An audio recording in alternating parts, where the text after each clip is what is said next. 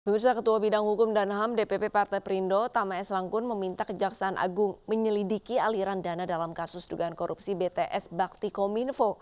Kejaksaan Agung menetapkan mantan Menteri Kominfo Johnny G. Plate sebagai tersangka.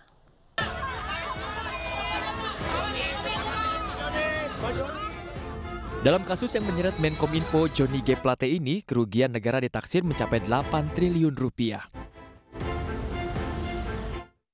Terkait hal tersebut, Tama Satria Langkun selaku Ketua DPP Partai Bidang Hukum dan HAM Partai Perindo meminta Kejaksaan Agung menyelidiki aliran dana dalam dugaan kasus tersebut. Ia juga berharap Kejagung bisa mengupayakan pemulihan aset atau pengembalian kerugian negara untuk menghindari kerugian negara yang lebih besar lagi. Kita juga berharap jaksa fokus juga bagaimana kemudian memulihkan kerugian negara tersebut. Entah melakukan penyitaan aset-aset, termasuk kemudian menelusuri kemana aliran dana, siapa-siapa yang kemudian dianggap menerima atau menikmati dari dugaan kerugian 8 triliun yang sudah dihitung oleh Kejaksaan melalui PKP. Proyek BTS 4G ini merupakan proyek vital bagi keberlangsungan hidup masyarakat. Apalagi pasca pandemi COVID-19, infrastruktur internet yang memadai sangat dibutuhkan. Dari Jakarta, Anggita Maura, Raga Firdaus, iNews melaporkan.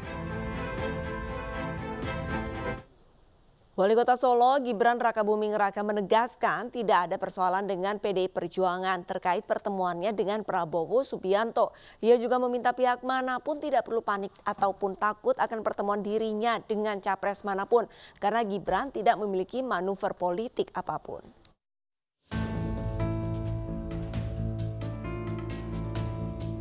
Usai mengklarifikasi di kantor DPP PDI Perjuangan Jakarta kemarin terkait pertemuannya dengan Prabowo Subianto, Wali Kota Solo Gibran Rakabuming Raka menegaskan bahwa ia tidak mendapat sanksi maupun teguran dari PDIP.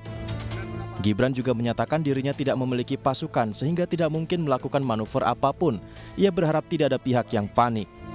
Saya tidak bermanuver, saya itu tidak di struktur partai, saya itu cuma kader biasa. Saya itu masih kader baru, saya tidak punya pasukan, manuver apa? Saya itu cuma anak kecil, jangan pada panik gitu loh. Ya? Mas Kapok nggak saya itu cuma anak kecil, nggak tahu apa-apa, jangan pada panik gitu loh. Ya. Wali Kota Solo ini juga menutup pernyataannya dengan kata-kata jangan takut dengan saya.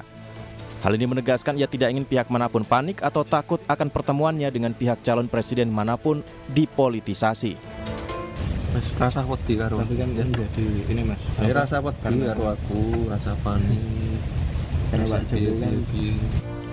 Gibran menegaskan ia akan tetap menerima tamu siapapun yang hadir di Solo, Jawa Tengah sebagai tuan rumah yang baik, termasuk menerima Anies Baswedan, Prabowo Subianto, Ganjar Pranowo, dan pihak lainnya. Dari Solo, Jawa Tengah, Septiantoro, iNews melaporkan.